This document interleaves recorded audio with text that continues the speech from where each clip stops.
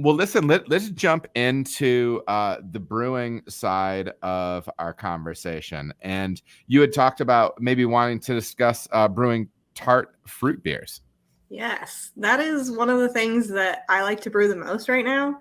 And it's mostly because the clientele in Chillicothe really like it. So I get good feedback of the things that they like that I've done, and even the things that I don't like, which is definitely a different perspective than what I ever had when I was just working in Cincinnati, because at Cincinnati, even when I worked at the pub, there was a wall with glass that was between me and the customers. Yeah. In Chillicothe, there's not. There is a half wall, and I'm right there in the main tap room. So, and I mean, I'll even, if we get super busy and I am like at a place that I can, I'll even stop and go pour beer and talk to our customers, which is a nice thing to do. Like, it's nice to hear what they say. And sometimes they don't know I'm the brewer. So I go and pour and they're like, "Ew, I don't like this." And I'm like, "Well, what don't you like about it?" It's a great perspective to have, because it's like you get their honest reaction. People aren't just being nice and saying, "Yeah, I like it," because they like it. So. What hours do you what hours of the day are you typically at the brewery? I go in anywhere between 7 and like 9, just depending on what I'm doing that day, and then I'm there till about 4 or 5 every day. So sure, so you do have that. You do have that overlap. I will say, like, because there were times where at Cartridge and even other places that I worked, you know, you're brewing when you're not open. Yeah, it's more fun to be open. It is. There is something to a quiet brewery sometimes, though, but there is something to having things happen while people are there. And I think if it's good things. Yeah. I have done a few things that I wish people weren't there for. I had a runaway hose one time that was spraying out into the tap room. And then I've had a few, you know, you're dumping off all of the hops out of the bottom of your tank, getting ready to clean it, and it like sprays up in the air. And you're like, please don't go into the tap room. So you have the instant panic, like it does it, and you like pop up to see if there was anybody on the other side of the wall that's gonna get hit by flying hops. Like, the first brewery I worked at, they had these 4 bright tanks that were up in a mezzanine that overlooked the restaurant, right? And you couldn't really, if you're in the brewery, the mezzanine was far enough away that you couldn't really hear very well.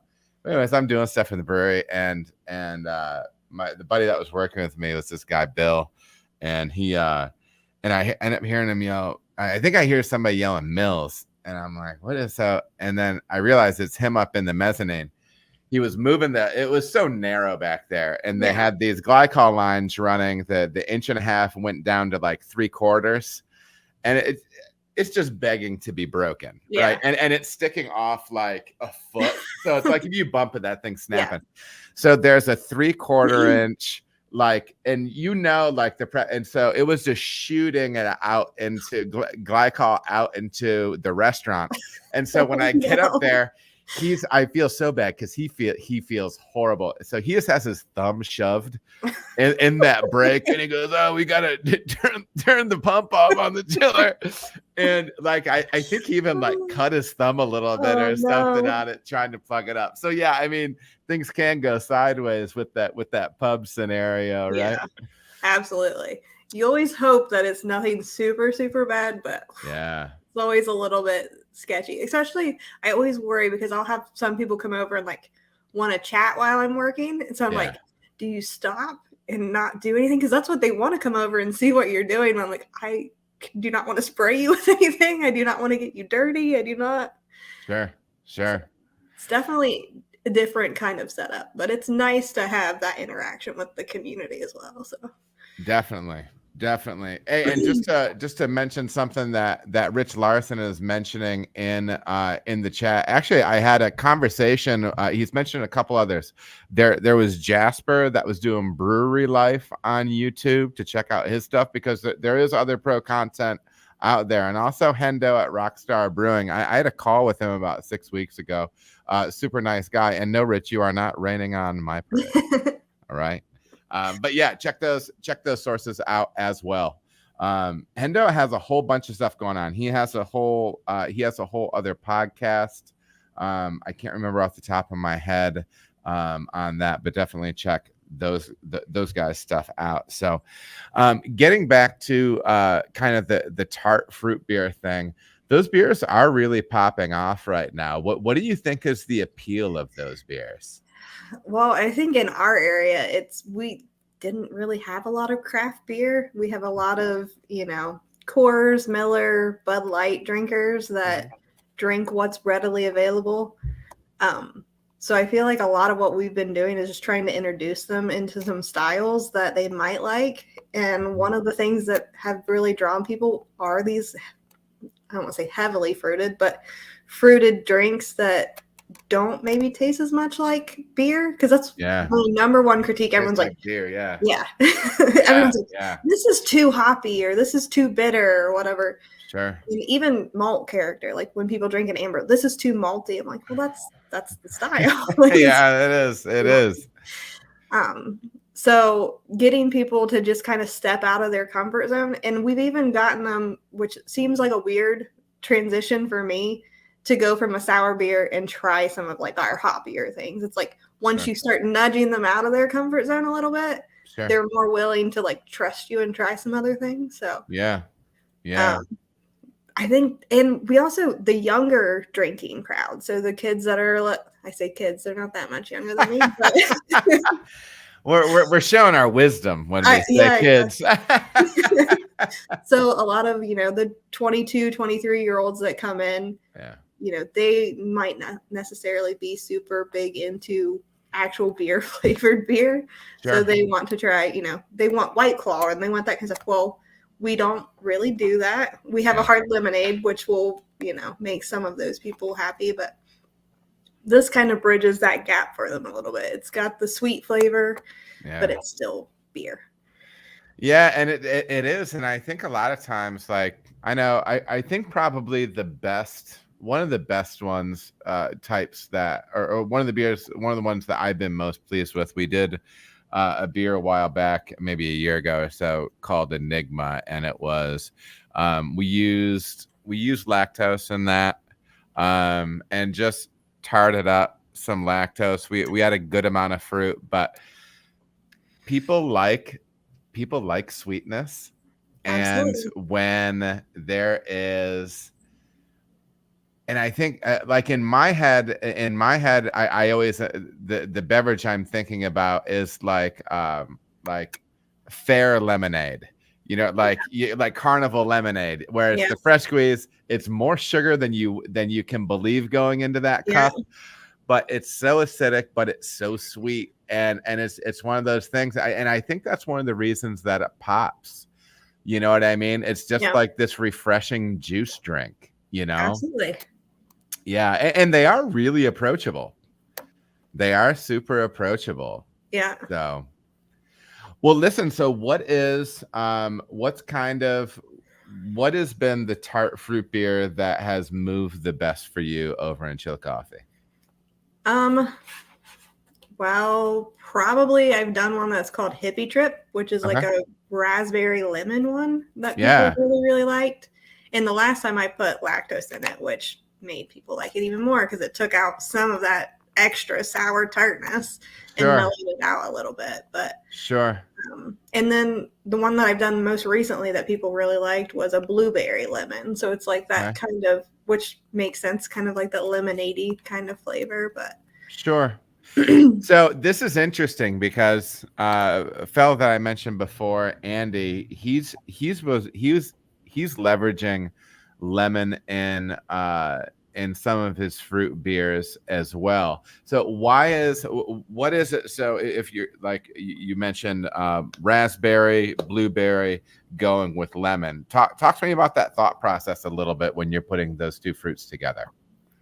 Well, to me, it's like anything that's lemon, it needs a berry that might have a little bit of sweetness to go with it, because like right now when we do like fruit additions, if we use lemon or lime, we won't do more than 6 pounds per barrel. Like it's just way too much. It just instantly takes over. So adding it just kind of like evens it out a little bit. Kind of like if you do like, even like, I always think about desserts, which sounds weird when I make No.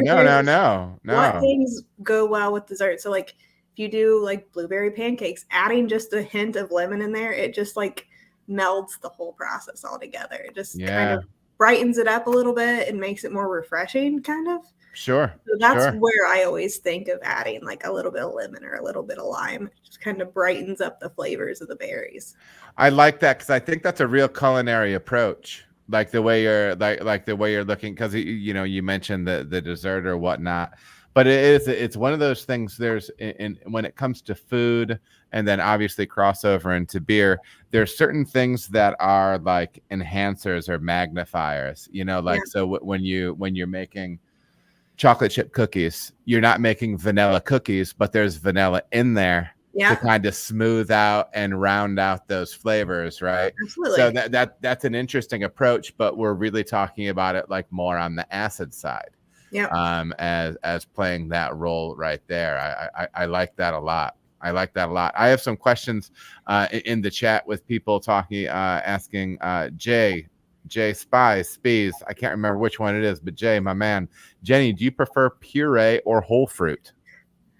We do mostly puree because we don't really have the manpower to process whole fruit. Every once in a while, we'll have the kitchen mandolin some like lemons for us, and we'll hang them in muslin bags and kind of steep those. But for the most part, we do pureed like Oregon fruit or aseptic fruit purees. Sure. Spies, that's right. I'm sorry, Jay. I'm bad at that. But yeah, and so that was going to be my follow-up. So you've done aseptic puree and Oregon? Yes, we actually just tried Fierce Fruit for the first time. I met I pulled some stuff from them as well. Yeah. So I haven't actually got a final beer product from them yet. I literally just started using them last week. So sure. Their product smelled good and tasted good. So yeah. So do you find, is there like you mentioned lemon, you mentioned raspberry, you mentioned blueberry. Do you have and again, we're talking about an agricultural product, but do you like blueberry specifically from one as opposed to the other? Have you had enough experience across the brands? Do you have any go-to suppliers for certain varietals? For most of my berries, I like Oregon fruit a little bit better, mostly because I feel like the color is a lot brighter and like makes my final product like more appealing colors. Yeah. Because I've done Hippie Trip 3 times now, and the first time I did it with all Oregon fruit. Yeah. And then the second time, Oregon was out because they have supply problems. Sometimes you don't always have the ones you want when you want them. Right. So I used aseptic. And the first time it was a very like bright red from all of the raspberry and strawberry and lemon that I put in there. And then when I used aseptic, it was a lot lighter. So it was like not as appealing visually, but it still tasted really good. So it was like one of those things too. I thought, do I cheat and add, some beet powder in there to make it better? Right. You're bringing up some old wounds for me, because I had the exact same experience. I was getting I got blackberry. We do a fruit beer. We used to do a fruit beer called Fuse. It was a rotating fruit beer handle, same base beer, different fruits. Yep. And when I did blackberry the first year, that stuff blew out the door. It was crazy. I couldn't make enough. The next year, I couldn't source the blackberry from Oregon, and I got it from aseptic. The color, and you almost hate to say, I feel as if the flavor was less as well. Yeah. But when you have that big of a difference in color, because it was just pink. Yeah. And like the year before, it was purple or blue. You know what I mean? Dude, people drink with their eyes so much. Absolutely. And it was so disappointing. And listen, I've used plenty of other fruit from what's it called? I use their pineapple all the time for our pina colada beer. But man, so it's funny that you mentioned the color in particular, because okay, well that's good. I need to see how this plays out in the future. So anyways, okay, cool. So you kind of prefer your berry stuff from aseptic or from Oregon. Oregon fruit, yeah. Oregon, okay. And it is true. Everybody drinks with their eyes. If you make a really pretty beer, somebody gets it at the bar, everyone's like, what's that? I want that. Or even a weird color beer. Like we made a Head in the Clouds beer. probably about a year ago now, but it was bright blue, like bright Yeah. blue. Like Yeah. anytime you poured it, it stained our. We have white countertops. It always stained the countertops. The bartenders hated pouring that beer, but I mean, it would just fly. All of a sudden, every single person in there had blue beer in it. Yeah, that'll happen. So we had there was a beer that I used to make called Hollow Point, and we did it was just a hibiscus beer. And so what we would use is we would do hibiscus in a cold steep in the bright. And it was really only 24 hours contact time, but I used 3 pounds per barrel.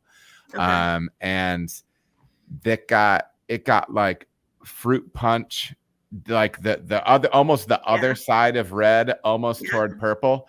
And it was so, and like the foam was like bubblegum pink. And it's cool because everybody thinks it's a fruit beer then, right? Yeah. But it's hibiscus, right? So that's a little something, that I enjoy about it.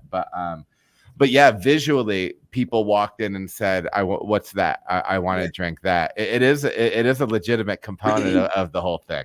Yeah, absolutely is.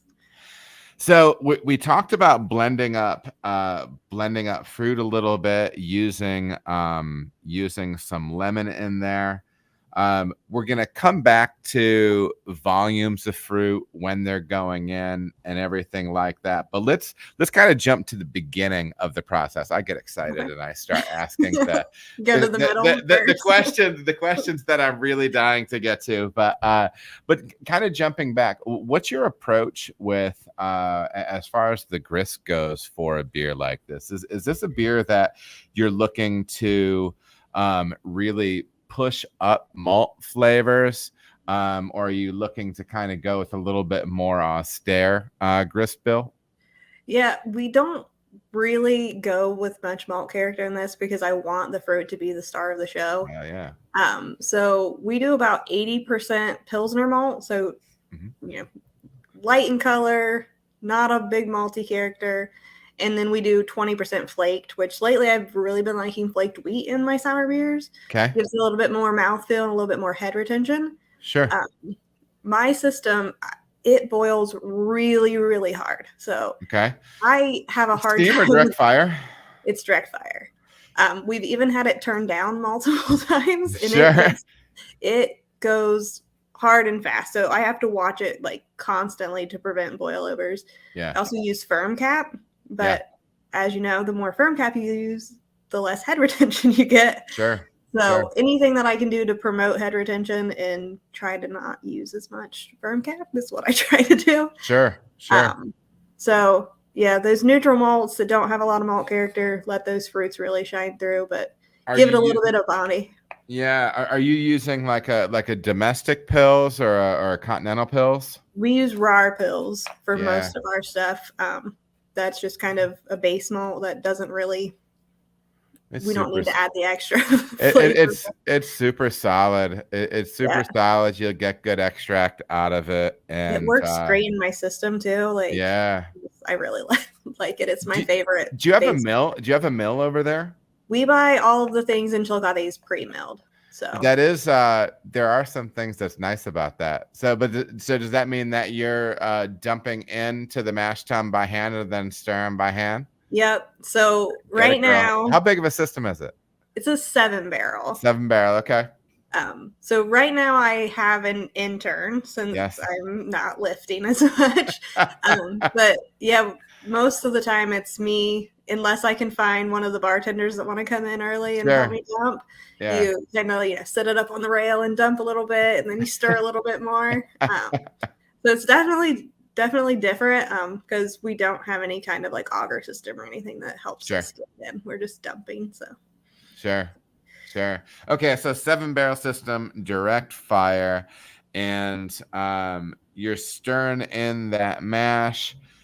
What do you look and I agree with you, and maybe some people can take it another direction, but I'm always of the mind if I'm trying to feature hops with IPA, just get out of the way. If I'm trying to feature fruit, get out of the way. There's probably some supportive things you can do, like you talk about, like you're enjoying flaked wheat right now. You feel like you get some maybe a little bit of body, a little bit of mouthfeel out of it, foam retention out of it. Totally makes sense.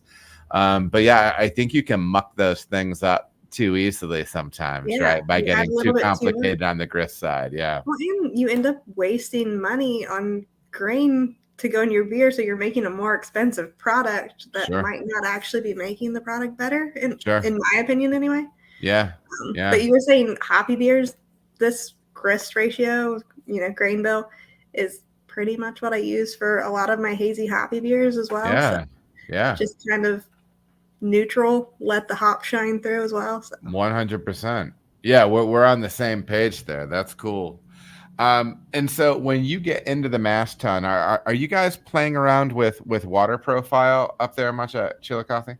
We have pretty good water for the most part for brewing processes in Chillicothe. The only thing I really add to my brewing water is a little bit of calcium, about 1 to 1.5 ounces per barrel. Sure. And then we add phosphoric acid for the pH. So for sours, we do about 0.25 per gallon. Okay. For all of our water. And then we also do a 45 mil per barrel in the whirlpool, just to help with keep the microbes down and that kind of stuff. Yeah. And so you're kind of talking about hitting baseline limits for calcium in the mash. Yep. For the kind of the mash rest pH, what are you kind of gunning for with a beer like this? For this, we want about 5.2. Yep. Nothing super fancy. Yeah, no. It's straightforward. You're making sugar, and you're trying to keep all your processes happy, and all the little invisible science things happy too. So exactly. So yeah, that makes sense. And what temperature and how long of a rest are you doing for a beer like this? Well, honestly, since we did our collab with you, we have been working on making our rests a little bit smaller. A little bit shorter? When we were talking, I've gotten mine down to 30 minutes. So I was doing 45 before.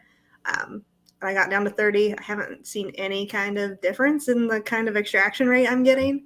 So right now for this beer, I'm doing about 150 for 30 minutes. Yep. So a little bit on the leaner side, so you'll be able to. You're not throwing a whole bunch of long chain sugar at it then. No. So we're getting both alpha and beta amylase still working at that temperature in that pH range. Sure. So going to be kind of medium bodied based on that. So. Yeah. What's funny in the meantime, because we did have that conversation, I've been running back up.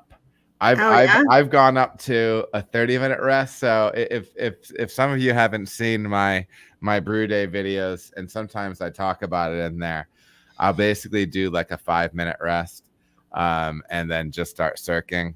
But now I'm paranoid that I'm not getting my efficiency.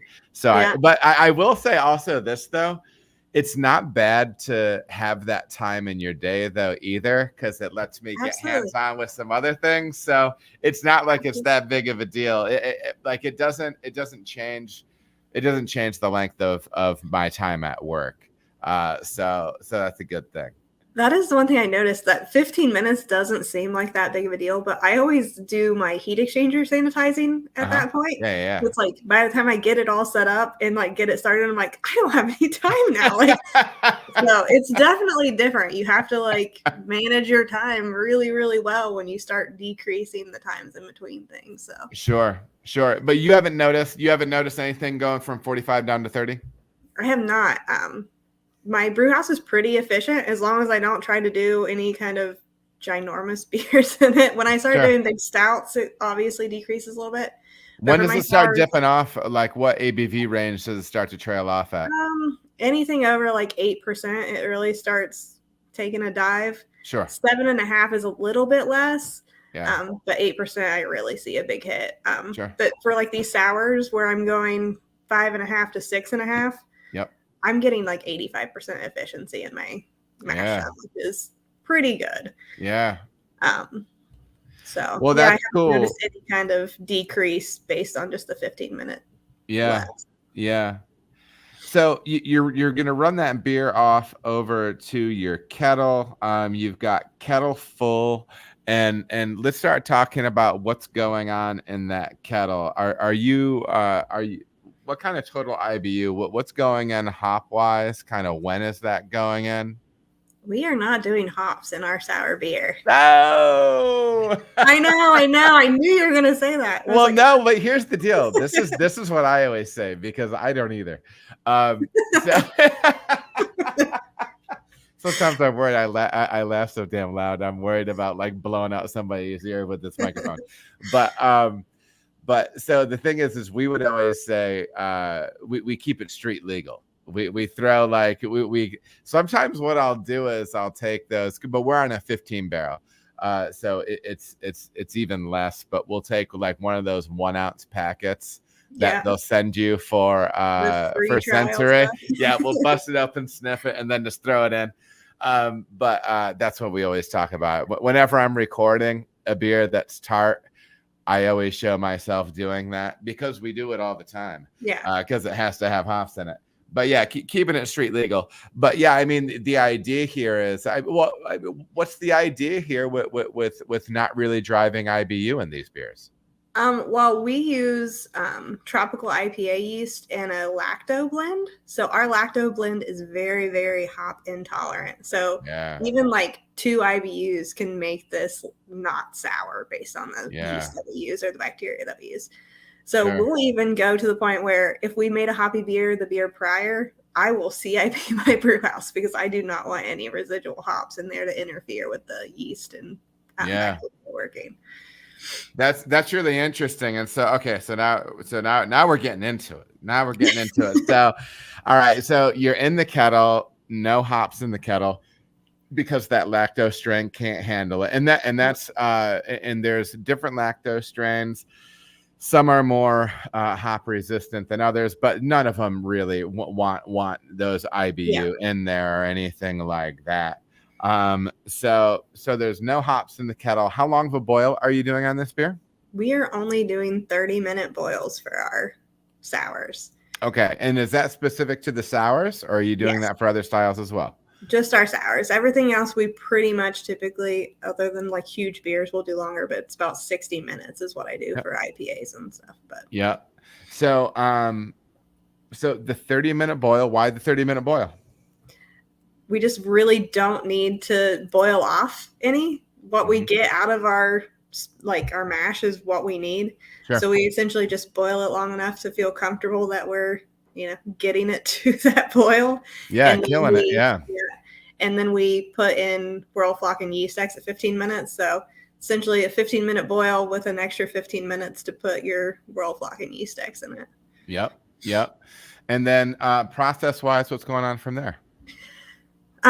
So we knock our beer out at like anywhere between 98 and 102. Yeah. We ferment pretty hot. Yeah. Which makes for also a nice short brew day. So you have a short mash, short boil, and a really fast knockout. Yeah. So, and then we put it right on our OYL 200 tropical IPA yeast and our OYL 605 lacto blend. Okay. Put it in the fermenter, and I leave the fermenter set anywhere between 100 and 102 as well. So I am not familiar with the tropical IPA blend. Is that tropical? Is that Sac Trois or maybe? Yes. Okay, it is. I guessed. All right. Okay. So cool. So that Sac Trois, I mean, I'm trying to remember. That seems now to me, the lacto just from the outside, like I know lacto kind of like, and maybe this is a gross way to say it, but lacto kind of wants to be in the body temperature range. Absolutely. You know what I mean? Like up in the 90s, you know what I mean? And I do know some go a little higher, but I didn't realize. So you're saying up to, what did you say? 110? 102. 102. 102. That's still high. That's very high. How does that feel? Is it the first it feels like you're doing something wrong. Like when you feel, because, I don't know about you, my like temperature gauge when I knock out, it slowly goes up. So I always keep my hand on it to like see like what I think the temperature feels like based on my temperature as well. So like when you reach down and touch that and it's like hot, you always have that like instant, like, oh my God, what am I doing? Like, I'm ruining this. Yeah. So it does take some getting used to. It doesn't feel like that's what you should be doing. Sure. And that temperature, I will tell you, is out of the range of what the tropical IPA yeast says that it likes. Okay. But we haven't had any issues with it like not being viable. We repitch with this. We harvest it. I think we've harvested it up to like 6 or 7 times to reuse. Okay, so you're taking essentially a blended pitch of the lacto blend and the tropical IPA blend from, and so that's an Omega product. Yes, they're both. So you get an individual pitch of each one. Correct. And so it's a 7-barrel batch. And so are you getting like a 7-barrel pitch of each one? How does that work? Yeah. So what we do, it depends on whether I do it or Ryan does it. If Ryan does it, he gets a 10-barrel because all of his stuff is 10-barrel, and we'll split it back and forth. But I'll get a 7-barrel pitch, which lately we've been starting it at mine because it just makes sense to buy less and let it grow up. Yeah.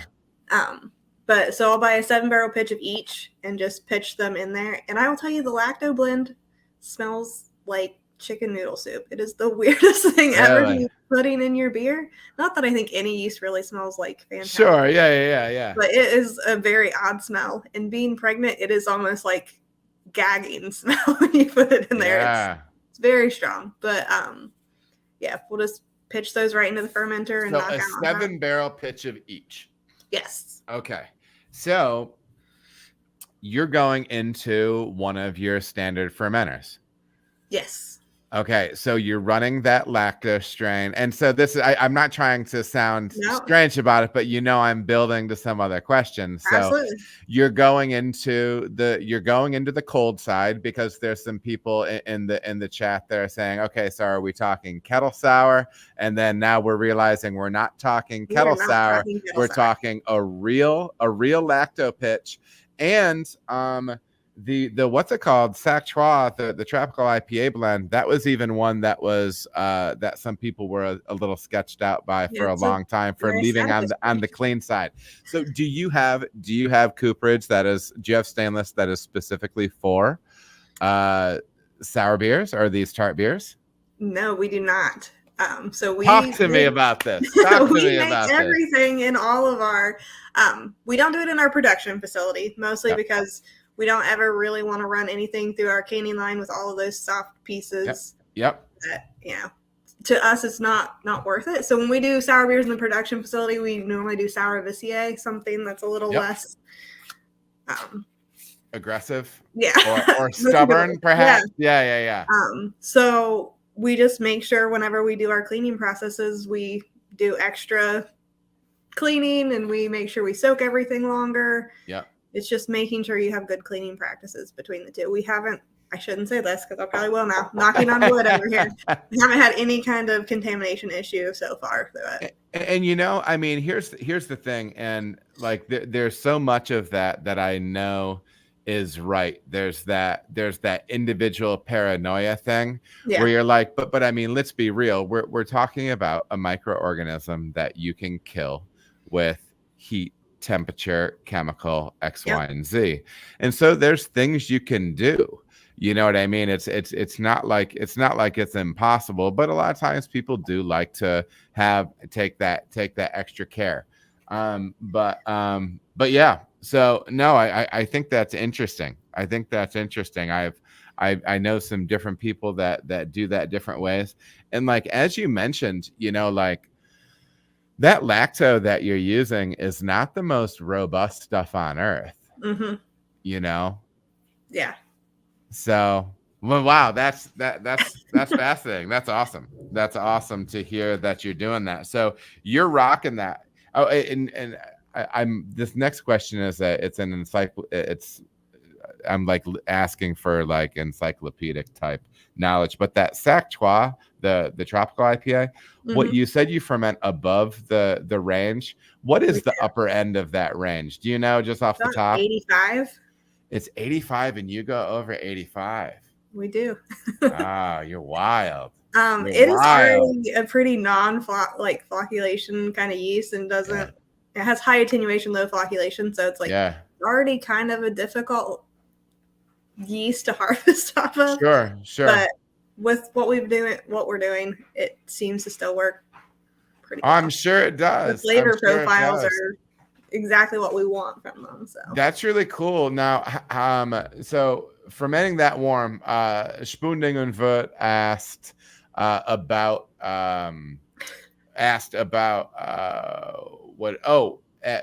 fermenting at that higher temperature with the in particular with the Sac Trois. Do you ever feel as if you get like the typical things that we would be worried about, whether it be too estery, fusily, higher alcohol, boozy? Do you feel like that comes across with that at all? We haven't really had that problem. It does sometimes get a little alcohol flavoring, but once you put the fruit in and it re-ferments out again, most of that stuff kind of goes away. Kind of smooths out, you feel. That's really interesting. And now I'm going to jump forward. So when you will run one of these beers and grow it up essentially for Ryan over at the pub or whatever, how are you? So you're just pulling a slurry off the bottom of that tank. Yeah, we have yeast springs that we send back and forth. So we have a delivery that goes from Chillicothe to Cincinnati. Every 2 weeks. So we just try to plan it to where I'm going to be able to harvest at a time that I can send it back to him and he can pitch it like the next day. Yeah. So is that real? Does it really look like a slurry when you're harvesting that combo yeast mix that you have going on, or is it really lean looking? The first few that you harvest, it is very lean looking. It's almost like beery, not really a slurry so much. Because that's actually about what I was about to ask. Like, does it look like hef? Does it look like hazy IPA? Does it look like bad hazy IPA? Like, what is it? It's definitely not like hazy IPA. You don't get any like the pretty cream color slurry. After you've done it a few times, you get a little bit more of that from like the tropical IPA yeast, like really thriving in there. But it's always still a little bit more on the thinner side. Sure. And so when you're harvesting to send over to Ryan, what kind of metric are you filling up a brink? Are you sending over X volume? Are you doing anything on the lab side? What's kind of that practice? We essentially get as much out of there as we can because where it is so hard to harvest, it's like as much as we can get without it being just straight beer that we're sending back and forth to each other. Yeah. With this one, do you feel like you get like, do you get like close to a half barrel? Is it a half barrel brink? I should ask. Yes, it's a half barrel brink. The first few you definitely don't. You get like half of a half. Yeah. Yeah, you're lucky if you get half of it. By the end, it wouldn't be easy to get like the third or fourth time you do it. It'd be easy to get most of the brink full. Sure. But with this, like the last one he gave me, I would say maybe 3/4 of the way full, and it took off the very next day. It was just going like crazy. Okay, and so this is why I'm so excited to talk to people, because you end up finding out so much stuff. And also, thank you for first of all, you're super well prepared, and I'm just having so much fun talking with you. Honestly, like I was like, well, okay, well maybe.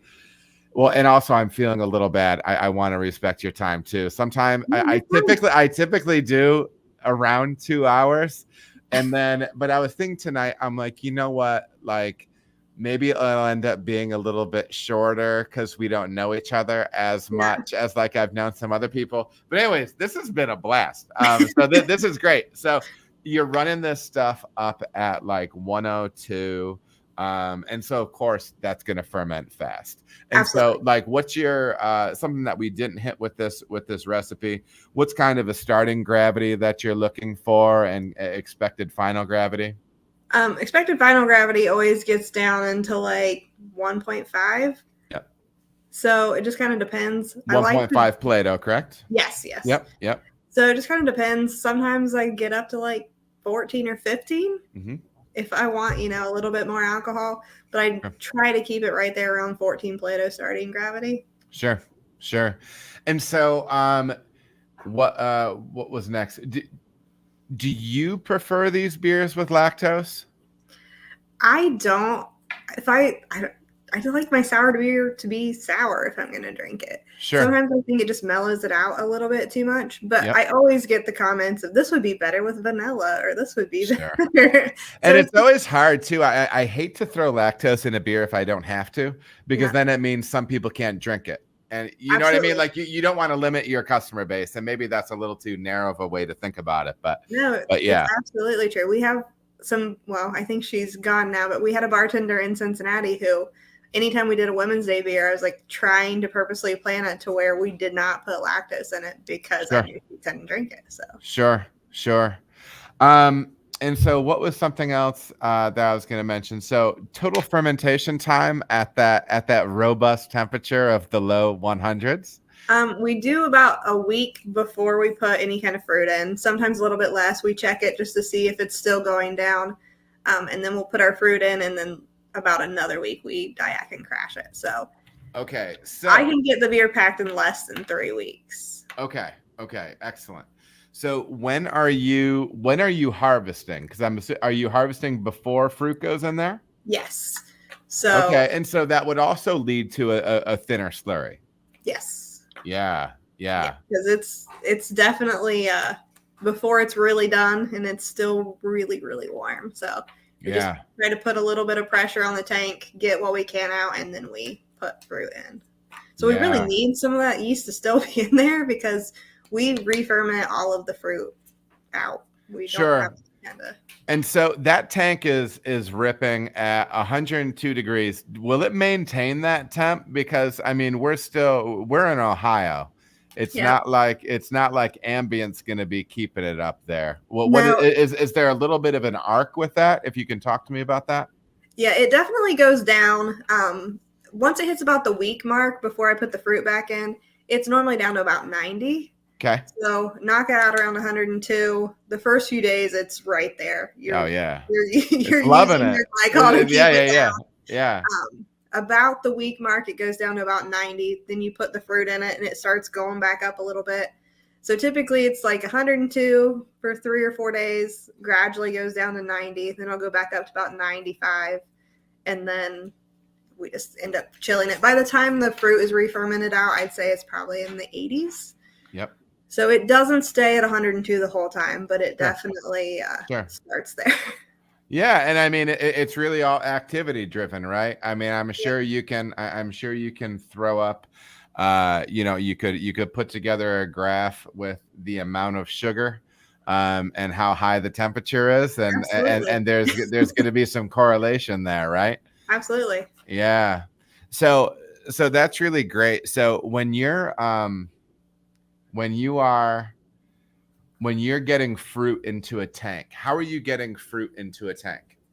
So we'll sanitize brinks and then obviously push all the sanitizer out and then open the brink, put all of the fruit in, and then we put beer into it to push all the air out and then just CO2 blast it back in. So depending on what size I'm doing, it's like 3 to 4 brinks full of fruit that I put in each sour that we and so how many, and this is the dummy math I do. I do it by boxes. So how many boxes of fruit, because that's the only I would have to write this down otherwise. How many boxes of fruit are going into a 7-barrel batch of this? 7-barrel batch is going to be about 5 to maybe 6 depending on what fruits that we use. Nice. I always get used to doing it because I always started on Ryan's. I'm like, it's 8 boxes. Well, that's for a 10-barrel. Yeah. So we do about 35 pounds per barrel. Okay. And then, so with that, if we were talking like the raspberry lemon, how much of that is or blueberry? Oh, you said raspberry as well. Yeah, we do. Raspberry. Is there a particular ratio? Is it like 1 box of lemon and then the rest? The rest would be your berries. That's my buddy Andy's doing the same thing. Like just folding it in, like using using a little bit as like that accent, dude. I'm so excited about that. And you're getting your lemon from where? It just kind of depends. If I'm getting stuff from Oregon already, I just go ahead and get a box of lemon from them. Just have you been purposes. pleased with the lemon from multiple suppliers? Yes, I have Okay. actually. Okay. Lemon, anything that's like a light in color that you don't have to worry about the color as much. I haven't been too upset with any of the other suppliers. Sure. Like I said, yes, some of the berries are a little less fruit forward from some of the other places, but the color is what I feel like at least my customers really notice. Sure. So you're fermenting that fruit out completely. And then we're getting over to kind of finishing the beer, the bright tank side.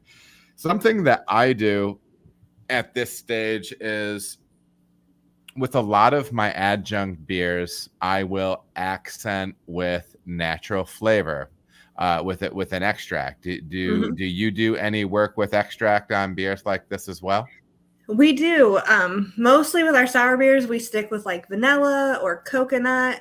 I have done a few. I actually did a blueberry maple pancake sour last year. That was really, a pretty big hit, which I got a lot of flack for, putting maple in a sour. People are like, that's going to be disgusting. But so we do some one-off weird things, but most of it we stick with like vanilla, or if we're doing some kind of tropical flavors, we'll add coconut extract. Sure. And it just kind of depends. To me, coconut is more like forward facing, so I do a little bit less of it than I would like a vanilla. Vanilla, I think you can be a little more heavy-handed with. Yeah. But one thing, I actually have unitanks, so I don't have a bright tank. So if I'm doing any kind of extract, I have to make sure I pull as much stuff off. So after I crash it, I do 2 or 3 pulls of, any yeast that remains, all the fruit that remains, and then I'll have to recirc my extracts in the fermenter, and then I could. So do you have any preferences for extract manufacturers? Yes. We've been by the way, listen, so I just talk about things like it's just you and me sitting at the bar talking about things. If there's things you're not supposed to talk about or anything like that, that's as far as like fine. We're very open of. Sweet. Okay, cool. I just wanted to make sure I wasn't like painting you into a corner here. I just always feel bad because I don't want to like knock on anybody else's stuff. Well, you can just say who you like. You can just stay positive, unless you don't like any of them. No. The vanilla that I like is Vanilla. Vanilla that I have. Yep. And then a lot of our other extracts that I've been using lately are from Callison's. Okay. So like we've had their peach, which I don't know if you've had our peach lemonade. I have not. That's one of theirs. It's really, really good. It's very actual peach flavor. Yeah. So a lot of their stuff is really good as well. I'm running a fair amount of Apex flavors. So I haven't tried them yet. They have some stuff. One of the ones that I think is best from them, I use it in my pina colada beer. But that beer does get real pineapple and real coconut. If you do want to do something with coconut and you want to have like a pureed type situation, Cholaka has a pureed coconut, which I really like, and I've used a ton of it in that pina colada beer, and I think you get something out of it that you can't get from just the extract. There's like a softness, like a richness to like because coconut's fatty. There's like a fullness to it. You know what I mean? Yeah. And I've made coconut beer for a long time, and it's always been extract. And when I was able to start using, I always said like the dream is to do both together. Yeah. Because I think with the real product, and I'm talking about making real production beer. I met a friend of a friend at one point, and he had a coconut beer that was outrageous, but it was like, it was so much damn coconut that you couldn't make that beer. You can make it for your 4 barrels left over out of 10. Yeah. That you can make it once a year for the pub. That's great. But if we're talking about making a beer that you like, a production beer, that's not possible.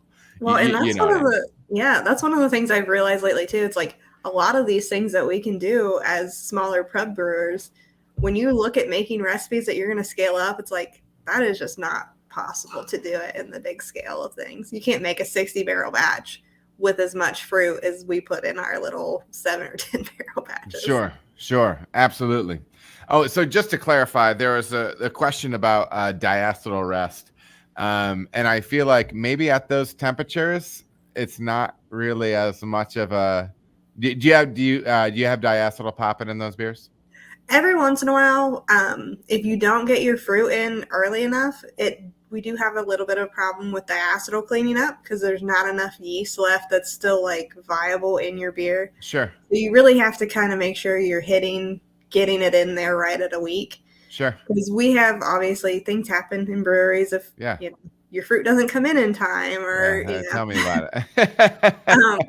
You end up a little bit later. So we have had some issues where we had to like really try some different things to get it out. But for the most part, if we stick to our timeline of right at a week, we get our fruit in there with the temperatures that we ferment at, we don't have too many diacetyl problems. But for sure, just like anything, when you get your yeast riled back up with a dry hop or extra fruit, you run into some diacetyl issues. You just gotta be mindful of them. Yeah. Are you guys starting to play with ALDC at all? Like that enzyme that's supposed to help stave that stuff off? After CBC, we have been talking about it. We haven't done too much of it yet, but we are definitely looking into it. Are you guys getting hop creep in your IPAs that go into can? We have been noticing, like in the fermenter. I'm not asking, are you guys having quality issues in the can? Yeah. That's not what I'm asking. I'm saying, like, do you experience hop creep in the fermenter at the production, or and even in your spot? Yes, at the production facility, we definitely do. In mine, I don't do as many IPAs as what we do at the production facility. We have West Coast and coast to coast going all the time in our big production facility. Sure. But yes, we definitely see it. So far, when we see it, we just try to wait it out and let it go. But yeah, since we went to CBC and had some of those IPA talks, we're definitely looking into doing a little bit of ALDC. Yeah, it's interesting stuff. A couple questions from the chat asking, Spooning Unvert wants to know, do you feel as if those yeast stratify at all? Or does it just kind of like this homogeneous thing that you pull out when you're harvesting? As far as you can really tell, I think it's pretty homogeneous at the bottom. It's not like you get a big, thick tropical IPA slurry and then you get some of the lacto. It does seem to all kind of homogenize at the bottom. And Jay Spees wants to know, do you pitch that heavy because you're pitching hot and not getting that initial lag growth phase? I mean, no, really. We just know that, we don't want to underpitch our IPA. So we want to put it in at 7 barrels, and the same thing with the lacto. We just want to make sure that we have what we need for the beer. So sure. Not really based on temp. Sure. And so is this a process that was in place when you got there? It was. This was something that they had tried a few different souring blends. Sure. And this is the one that they've decided that they like the best. So. That's interesting. So the pH on this beer, and I'll kind of say ahead of time, like, tracking pH as gospel in the same way that tracking IBU like gospel can be a little bit tricky. But how far down do these beers tend to go? I mean, we can get them down into like the 3.5s, like 3.5. Yep. So yeah, that's plenty tart, and I think you're probably driving some additional acid with those fruit additions as well. Absolutely. Definitely. So yeah, we talked about when we're getting fruit in there, finishing gravity. Is there anything special packaging wise? Do you like to carb these up a little bit higher, a little lower, just pretty standard, or what do you have going on there? We do like to try to do it on the higher end of what our taps essentially can handle, somewhere around 2.57 to the low 2.6s. Yep. Having that extra carb in there just makes it a little like crispier, cleaner drinking finish. Sure. So your draft lines don't like stuff much beyond that? No. That's a pain, man. That's a pain. If you start getting into like the high 2.6s, that just starts not pouring quite as well as what you would like it to. Get a little more waste. I carve up some of my stuff pretty. I carve up some of my stuff pretty high. I'll go. It's not out of the range for me to have something like at 2.7 for sure. But it depends. I mean, and especially like when I was doing a rice lager, you know, I'll crank that damn thing up. You know what I mean? Sure. Like get something in there. You know. but yeah. Do you have issues with these? JSP has asked, do these fruit beers play havoc on your draft lines as far as with sediment? Or do you really have to stick to a strict cleaning regimen with that because they get all gunky in there? We don't have it too bad since we do ferment out most of what we put in. We don't have the big like smoothie like beers for the most part. And whenever mine are probably worse than what we do in Cincinnati because Ryan has a bright tank and I don't. So we have to be really careful when we keg because whatever comes out of my fermenter goes into the keg. So I do have a strainer with, you know, different meshes on it. So I always use my finest mesh strainer and then just very, very careful when I'm turning the rack. Have you ever used like a pectinase or anything enzyme that's supposed to help break that stuff down? I have not tried anything like that. So far I haven't had too many issues. So yeah. I feel like sometimes I've done those fruit beers, and so in 15 barrels, I think we were doing, what were we doing? 12 or 15 boxes, 500 pounds roughly in 15 barrels. Yep. And it depends on how pectin dense that the fruit variety is that you're using. Absolutely. But I swear we would get some that would just keep a haze, and whatever. And sometimes that's nice to leverage with a fruited IPA. You know what I mean? Nobody's afraid to have some haze in those IPAs. Absolutely. But yeah, and I have used pectinase enzyme. The one I've used, it's supposed to be added to the fruit as it's going into the FV. I feel like I've had hit or miss success with it.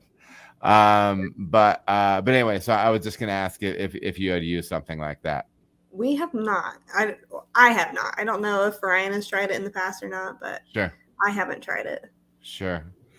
Well, any other kind of big takeaways, big thoughts, advice on brewing beers like this, these fruited tart beers? I mean, I feel like my biggest advice is just to be as creative as possible. Like different flavors blend well together that I feel like people don't even really think about. And I always, like I said, I draw my inspiration from different kind of desserts. Sure. So like this winter I did a spiced plum pie sour, which everyone was like, what is this? Like, why are we doing? But it turned out delicious. So we did it in the wintertime. It was like a Christmassy kind of thing. Like, so taking some risk and doing some things that people might not necessarily expect in a fruited sour. Because we always have a hard time. We always want fruited sours on because, like I said, Chillicothe has a big request or demand for them. But I have a hard time doing a tropical sour in the middle of winter. It's like, do you want to have a pina colada sour in the middle of winter? To me, that's very summery. Like, not that it isn't going to be good all the time, obviously. But so trying to find some of those different things. I did like a peach cobbler sour one time in the middle of like fall. So just being adventurous with your flavors. The hardest part for me is finding some of the fruits that you want to try in those months. But Sure. Well, listen, Jenny, this was absolutely fantastic. I want to thank you for making the time. I know we were talking about getting kids to bed before we got in the stream, so I appreciate you taking some family time to sit down and talk beer with me. And as always, I always at the end of these, I don't know, like I get a little I get a little sentimental. It's just very I'm very grateful that you'd be willing to take the time and really just be so forthcoming with what you have going on over there at 50 West, and just sharing your experience and your thoughts on anything from, you know, the education side of things to the brewing side. So I had a blast talking Me to you too. tonight. I was very nervous about doing this, but you made it really easy. Well, I spend so much time with my mouth wide open, laughing that loud that you tend to forget that you're doing other things. You're like, is he going to do it again? But yeah. So well, I'm glad you feel that way. And then yeah, I'm just gonna remind people to, you can't see it anymore because I zoomed in our cameras, but please go ahead and check out that Blickman stuff if you need pro side stuff, if you need homebrewing side stuff. Check it out. They've got it. And what does 50 West have coming up? You guys have a ton of stuff coming out in package. You guys are all over the place. You guys make everything from baller lagers. Ryan poured me a German Pils over there for that collab that was actually that was simply burn it down amazing. Yeah. And so I know you guys have good things going on over there. Do you have anything exciting coming up this summer? We have our VitaMobile coming out here pretty soon, so that's always a fun one. It's Yeah, a classic that people really enjoy. And then we're gonna have a Long Strange Journey coming out soon too. nice. All that's coming up in August, so we're gearing up to brew all those here pretty soon. Yeah. And then as far as events go, we're going to have sand volleyball in Chillicothe. So they shut down like 2 or 3 blocks of streets and have sand volleyball right out in front. So man, home base, the home base balls out with that thing, man. That's crazy to see all those people in the sand drinking beers. Man, yeah. that's paying some bills, baby. That's what they essentially are trying to bring some of that, you know, fun that they have there to our Chillicothe location, since we don't really have that big outdoor area that Cincinnati does. So. Dude, I think that's such a big part of the puzzle. Absolutely. I really do, because you know what? I mean, there's places to go. There's places to go that you're inside the bar or you're whatever. You know what I mean? Yep. And somebody from maybe it was Other Half, I listened to an interview with a couple years ago even, and they said that they're in the hospitality industry, and that's actually what we're doing. Yeah. And yes, we're making beer. We're brewers. We want to be great at that and everything like that. But from a business standpoint, we're a hospitality company. Yeah. And we have to provide an experience that's unique. And Absolutely. so anyways, but yes, thank you so much. Hold on for just a second, because I will end the live stream, and then I'll just thank you again a million times before we jump off. But everybody, thanks so much for tuning in. Hit up Blickman. I am going to be doing a live stream at the beginning of June. You know, the Q&A that usually comes up. But life has been a little bit wild lately, you guys. I'm not sure if it's going to be on the 7th or the 14th, but it'll be one of those days coming up. So just keep an eye either on Instagram or sub up to the channel, and you'll see those things coming through there. So Jenny, once again, thank you so much. This was fantastic. And thanks for having me. Absolutely. Have a good night, everybody. All right, everybody, thank you so much for watching. If you feel as if you got any value out of the video, please like and subscribe. There are also other videos that you can watch. They're gonna maybe be over here or over here. Appreciate you watching.